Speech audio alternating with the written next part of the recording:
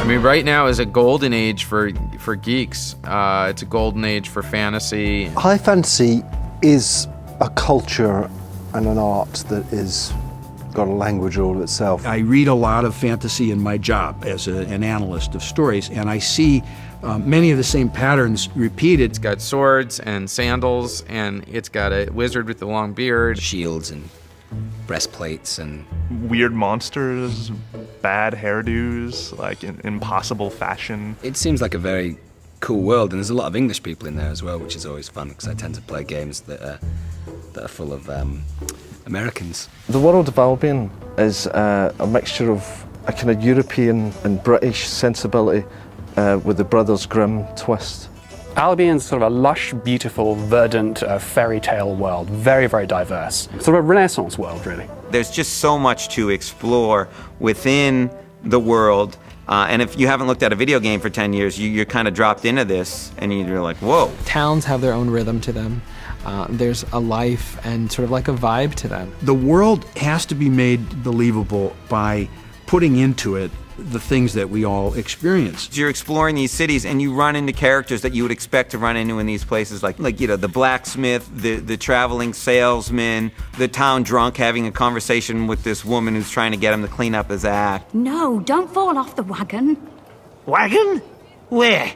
Kids, look out for the wagon! One of the nice things about the game is that they have scripted so much dialogue and that you don't hear the same thing every time you pass a character. I wouldn't normally say this, but those shoes are awful. In terms of dialogue alone, I think we've got about 38 hours of recorded dialogue, which is around, well, probably more than 2 seasons of Galactica alone. Each character has their own life, and you feel like you're interacting with other players who have their own goals, although they're actually just the computer. Thank you for bringing Charlie back, brave, gallant adventurer. I'm an adventurer, Gran, and my name is Charles. Charles! We try to really make it that these people are alive and they have opinions and thoughts and feelings and loves. You can get people to fall in love with you if you're funny or if you're sweet to them, but if you see that they're kinky, you can make them to fall in love with you by just slapping them around. Ooh, exciting! Obviously, as human beings, we tend to want to procreate. And I think in a game, you'd probably want to do the same thing. I consumed a whole bucket of oysters specially for this occasion, Buttercup.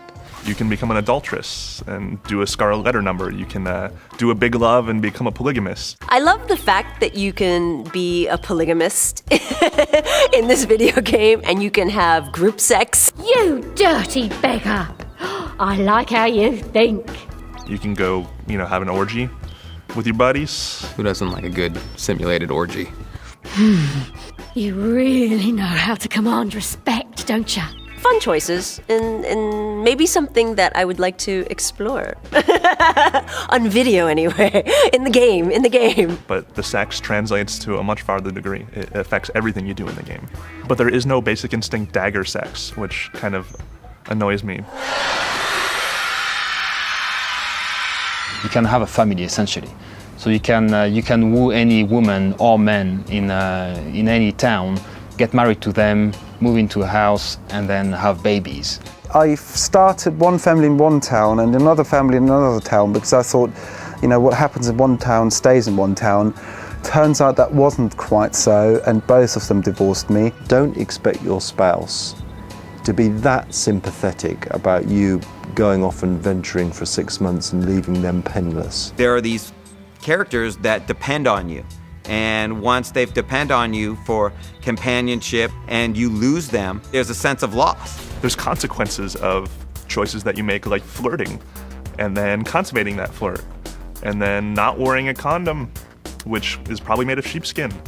Depending on what you do as a player and how you interact with Albion citizens, they will react differently to you the next time you see them.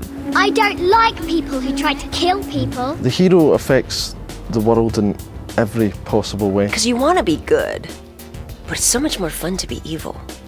I have gone on a murderous spree, occasionally, regrettably. The most evil thing I've done in Fable 2 is probably kill an entire village. I think for some I just shot them, and for others I just slammed them with a club. Yeah, it was very rewarding. Essentially, my hero became a lot more renowned. We measure fame in Fable 2 in terms of renown. It's natural to look to heroes because the whole society has sort of raised them up as models, as examples. What you become known for are your deeds and kind of your actions. We can do the usual things, you know, going out slaying great beasts and those sorts of works of heroic daring do. You could pay the local bard to sing songs about you, although he might not sing what you want him to sing. The hero did forge a path to the land where no one has a bath. Bravely brave Sir Robin, with his eyes cut out and his ears cut off and his nose cut off and his all right, that's enough, boy. It is really one of the funniest games I've played in ages. Starts off a really beautiful world, and then all of a sudden a bird craps on you. Oh, yuck. You could walk into a situation and there's a high drama moment going on. People are dying and you're dressed in a checking suit and everybody's laughing at you while there's terrible scenes going on. You can wander up to any character in Fable 2 and do the fart expression. Confusing. Thank you very much. And some people find that incredibly funny. Some people find that fatally disgusting. Made a right mess of that. You can't go wrong with a good fart joke as far as I'm concerned. It's all good, wholesome, clean family fun in the world of Albion. The whole point of it is to allow people to express themselves in a game.